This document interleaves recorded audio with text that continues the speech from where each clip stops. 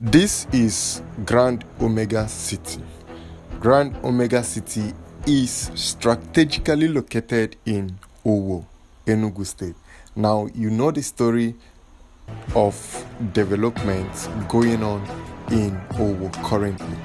Governor Pitamba, who happens to be the current governor of Enugu State, is coming from Owo community, and he promised to deliver a whole lot of infrastructures ranging from schools, markets, university, 40-kilometer dual carriage road, and Enugu Smart City.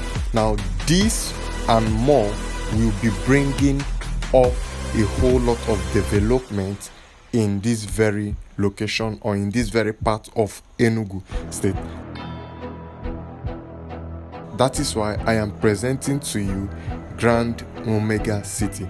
It's actually 5 million naira, but we are selling on a pre-launch price of 3.5 million naira as of today. So you can go ahead and give me a call while we book you for free site inspection in this very estate. So meanwhile, let's listen to what Governor Pitamba have to say about the development he promised to bring in Owo. For me to bring the activities we've had today into its proper context. First of all, we started off with the flag of the urban roads. And in terms of length, we're talking about over a road length of over 150 kilometers. And then we went to the next stop, where we flagged off and did the groundbreaking of our new Enugu City, where there will be a dual carriageway of 17 kilometers, and of course there will be other feeder roads.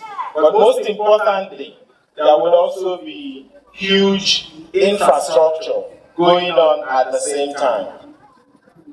And we're here again, witnessing the construction of a dual carriageway that would again mark another route to the North Central market. So what we have done is keeping in line with our promise to you, our promise to Enugu. We did say to you that we're going to give you a new city during our campaign. We have done that today by the flag off. We also said to you that we're going to regreen, we're going to rehabilitate, we're going to reconstruct our city roads, the Enugu roads, the urban roads. And we also have started that today. And recall also that we said we're going to unlock our rural economy. And the best way to do that is to ensure that we have access roads to our farmland, and that we also create special economic zones in our rural area. We believe that our rural dwellers cannot be left behind in this our journey of Enugu's greatness. So this is again another promise we made that we're fulfilling today. Recall that we also said we're going to hang our statement of purpose, our manifesto, like an almanac on top of our bed, and that we're going to keep to the promises we made to you. We made humongous promises, and we also recognized those who doubted our ability to fulfill the promises we made. We're not surprised we had doubters, we had naysayers, we had critics who wondered how could we, with our factory revenue, be able to accomplish 10,000 kilometers of road over 8 years. What it means is that we're committed to doing over 1,000 kilometers of road every year.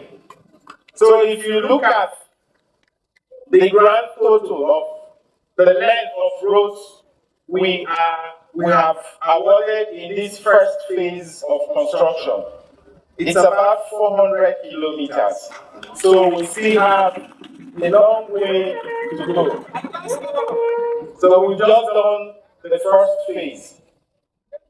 Again, a lot of people, even at this point, would still be wondering, where are you going to find the money?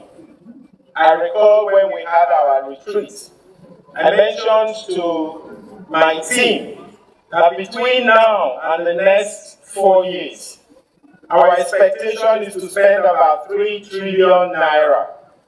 And I'm sure everybody was shocked. Where are you going to find 3 trillion to spend? Because if your focus is on the federation account, it's impossible, because what is available for us to spend from the federation account on CAPEX is hardly up to 200 billion within the same period. So that's less than 10% of our projected spending on CAPEX in the next 4 years. But also recall that we said we're going to disrupt the status quo, and that we're going to deploy disruptive innovation and creative alternative financing model. Some people must have read